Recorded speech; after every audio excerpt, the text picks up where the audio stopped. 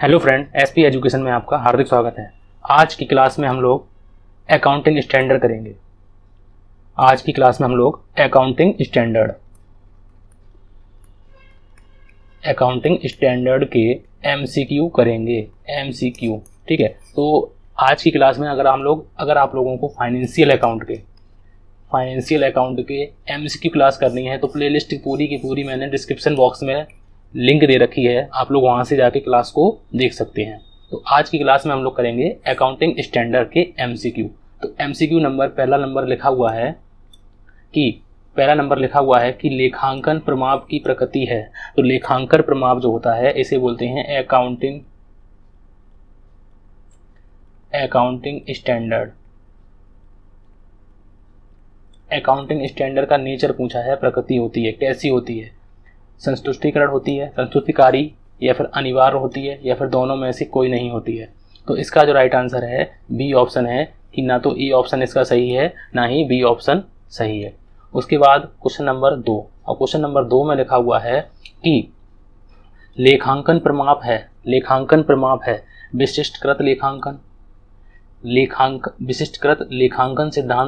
लेखांकन सिद्धांत है या केवल सिद्धांत है। तो इसका राइट आंसर आप लोगों को बताना है कि इसका राइट आंसर क्या हो सकता है। तो इसका जो राइट आंसर है कि लेखांकन प्रमाप विशिष्टकृत लेखांकन सिद्धांत है।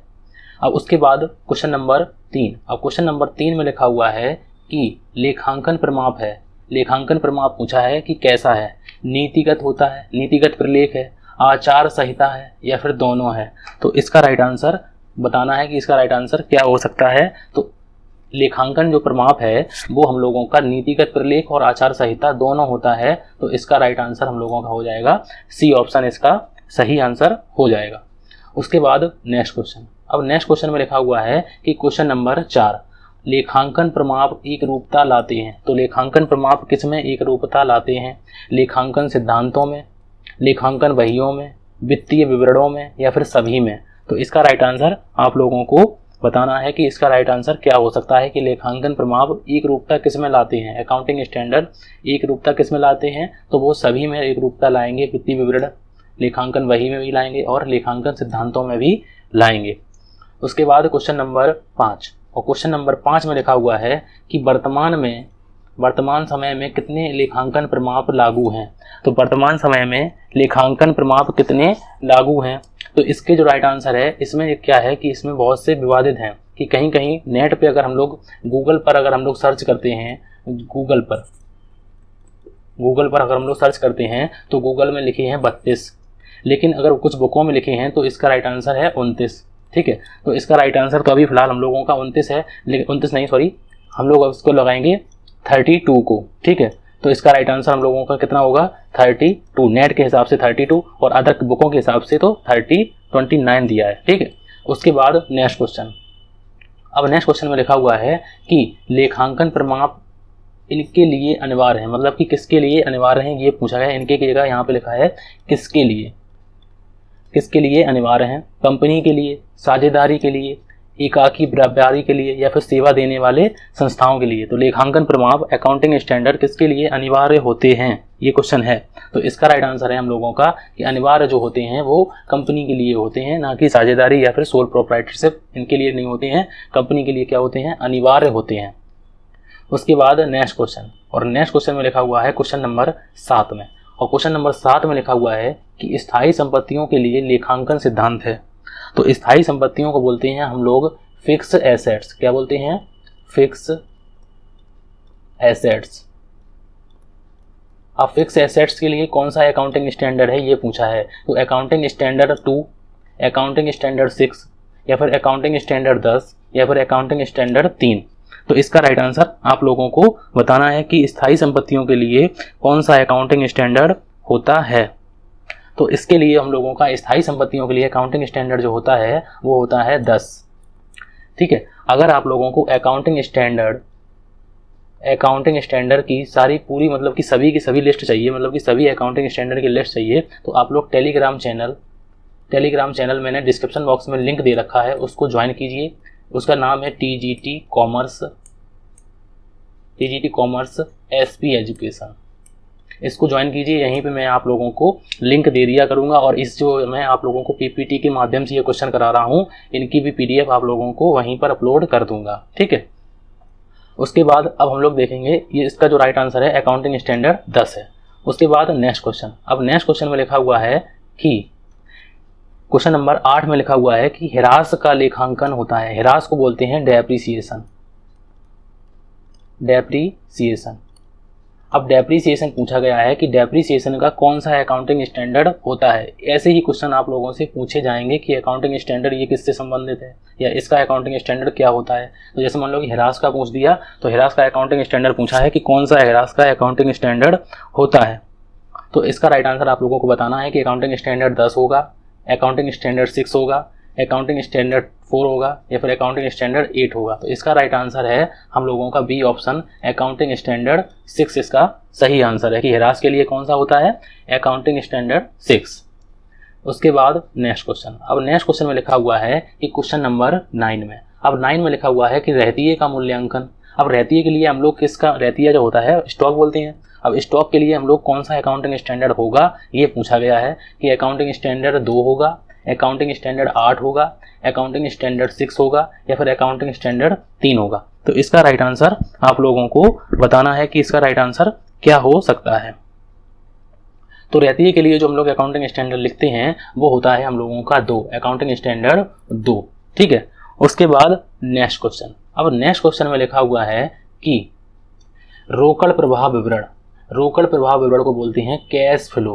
क्या बोलते हैं, कैश फ्लो। अब कैश फ्लो हम लोग, कैश फ्लो स्टेटमेंट होता है इसका, कैश फ्लो स्टेटमेंट किस अकाउंटिंग स्टैंडर्ड में आते हैं। तो अकाउंटिंग स्टैंडर्ड किस में पूछा है कि कैश फ्लो किस में आता है, कि अकाउंटिंग स्टैंडर्ड 10 में आएगा, अकाउंटिंग स्टैंडर्ड 2 में आएगा, अकाउंटिंग स्टैंडर्ड 6 में आएगा या फिर अकाउंटिंग स्टैंडर्ड 3 में आएगा। तो इसका राइट आंसर आप लोगों को बताना है कि इसका राइट आंसर क्या हो सकता है। तो रोकड़ प्रवाह विवरण को बोलते हैं कैश फ्लो स्टेटमेंट और कैश फ्लो आता है हम लोगों का अकाउंटिंग स्टैंडर्ड 3 में आता है। अगर हम लोग अकाउंटिंग स्टैंडर्ड को अच्छी तरीके से अगर देखें तो अगर पहले नंबर पे लिखा हुआ है कि अकाउंटिंग स्टैंडर्ड 1 मान लो, तो अकाउंटिंग स्टैंडर्ड 1 में जो होता है वो होता है हम लोगों का लेखांकन नीतियाँ। क्या होता है कि लेखांकन नीतियों का प्रकटीकरण, ठीक है। अगर अकाउंटिंग स्टैंडर्ड 2 होता है तो 2 में अभी मैंने आप लोगों को बताया कि रहतिये का मूल्यांकन। एक सेकंड, नंबर 2 में हम लोगों ने क्या बताया है कि रहतिये का मूल्यांकन, रहतिये का मूल्यांकन। अगर अकाउंटिंग स्टैंडर्ड 3 पूछा जाता है तो 3 वाले में भी हम लोगों ने किया है कि रोकड़ प्रवाह विवरण कैश फ्लो स्टेटमेंट, रोकड़ प्रवाह विवरण। अगर अकाउंटिंग स्टैंडर्ड 4 पूछा जाता है तो मैंने 32 टोटल होते हैं। अब 32 में से कुछ ऐसे होते हैं जो इंपॉर्टेंट कम होते हैं। तो अगर हम लोगों से पूछा जाता है कि अकाउंटिंग स्टैंडर्ड 4 में क्या होता है, तो अकाउंटिंग स्टैंडर्ड 4 में होता है कि आर्थिक चिट्ठा को बोलते हैं बैलेंस शीट। आर्थिक चिट्ठे के तिथि के बाद, आर्थिक चिट्ठी की तिथि के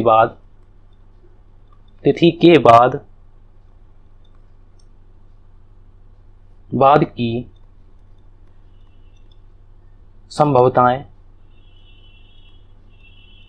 संभवताएं और घटनाएं।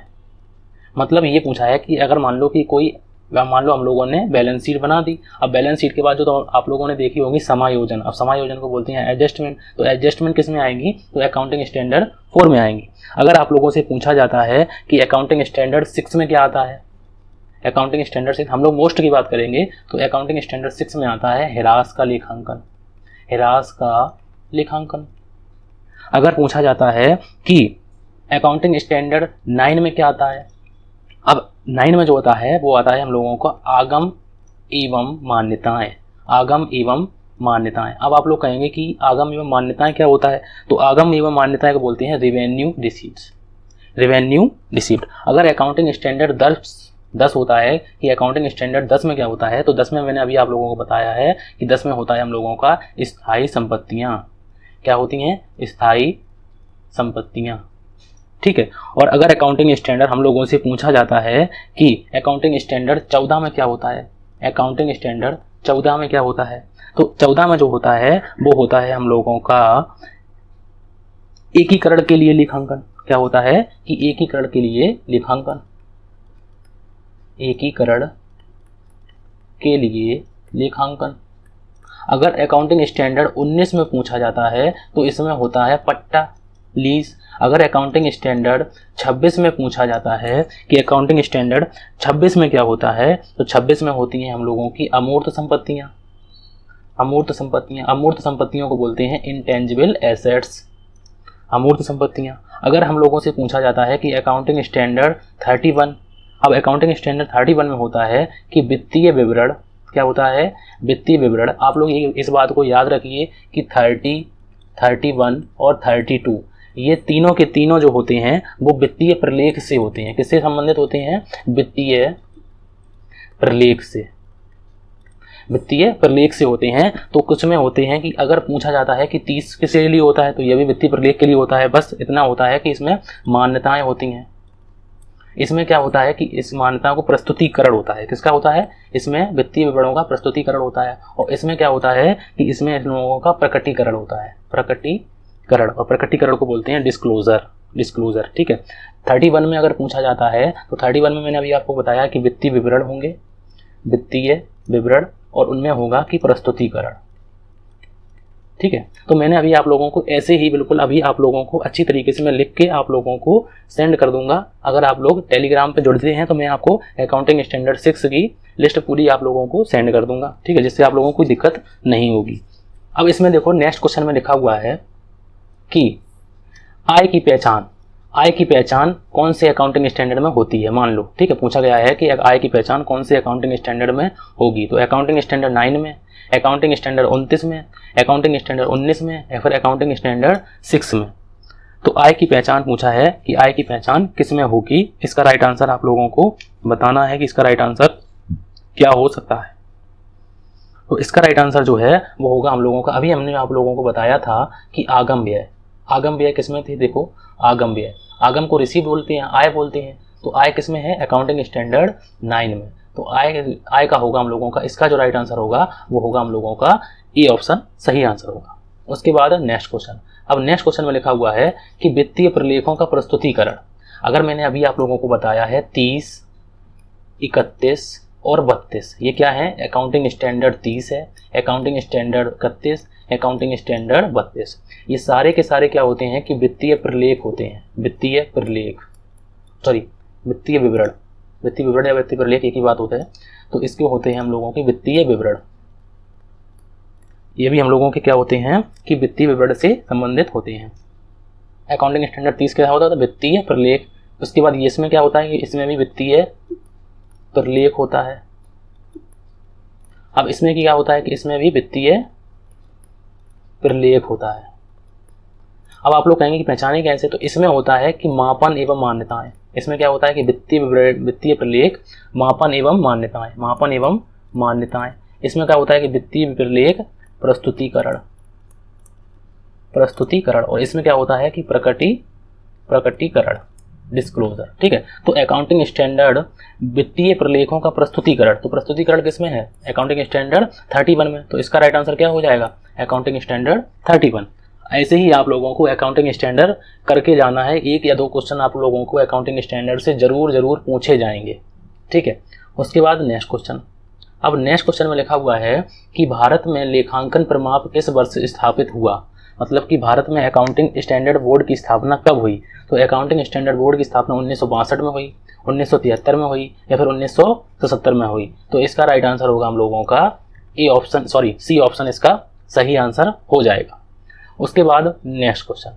अब नेक्स्ट क्वेश्चन में लिखा हुआ है कि क्वेश्चन नंबर 14 है, और क्वेश्चन नंबर 14 में लिखा हुआ है कि अंतरराष्ट्रीय लेखांकन प्रमाप समिति का मुख्यालय कहाँ पर है। तो अंतरराष्ट्रीय लेखांकन प्रमाप समिति का मुख्यालय कहाँ पर है, भारत में, श्रीलंका में, लंदन में, या फिर न्यूयॉर्क में। तो इसका राइट आंसर है हम लोगों का न्यूयॉर्क में इसका है। उसके बाद आज का हम लोगों का अंतिम क्वेश्चन और आखिरी क्वेश्चन है कि भारत में भारतीय लेखांकन मानकों को जारी करता है। भारतीय लेखांकन जो मानक होते हैं, अकाउंटिंग स्टैंडर्ड होती हैं, उन्हें कौन जारी करता है? भारत का रिजर्व बैंक करता है, केंद्रीय सरकार करती है, राज्य सरकार करती है, या भारतीय चार्टर्ड लेखाकार संस्थान करती है। तो इसका राइट आंसर आप लोगों को कमेंट बॉक्स में करना है। ये क्वेश्चन आप लोगों को मैं होमवर्क में आप लोगों को दे रहा हूँ, जिससे आप लोगों को कमेंट में पता चले कि बच्चे ने देखा है, और इसके आंसर भी आप लोगों को करने हैं कि इसका राइट आंसर क्या हो सकता है। ठीक है, आज की क्लास में मैंने आप लोगों को अकाउंटिंग स्टैंडर्ड करा दिए हैं। अब पूरी की पूरी फाइनेंशियल अकाउंट एक तरीके से पूरी हो गई है। अब कुछ जो ऐसे हैं जो टॉपिक हैं, उनके टॉपिक पे भी मैं वीडियो बनाऊंगा, जिससे कि आप लोगों को एग्जाम की तैयारी और अच्छी हो सके। ठीक है, अगर आप लोगों ने मेरी क्लास के वीडियो नहीं देखे हैं तो उनको देख लीजिए। रॉयल्टी के, ब्रांच के, हायर परचेज के, कोई भी हो, लेजर, जर्नल, ट्रायल बैलेंस, सारे के सारे वीडियो डले हुए हैं। बस आप लोगों को डिस्क्रिप्शन बॉक्स को खोलना है और उसमें चेक करना है। ठीक है, thank you for watching. Please channel को सब्सक्राइब करें और लाइक करें।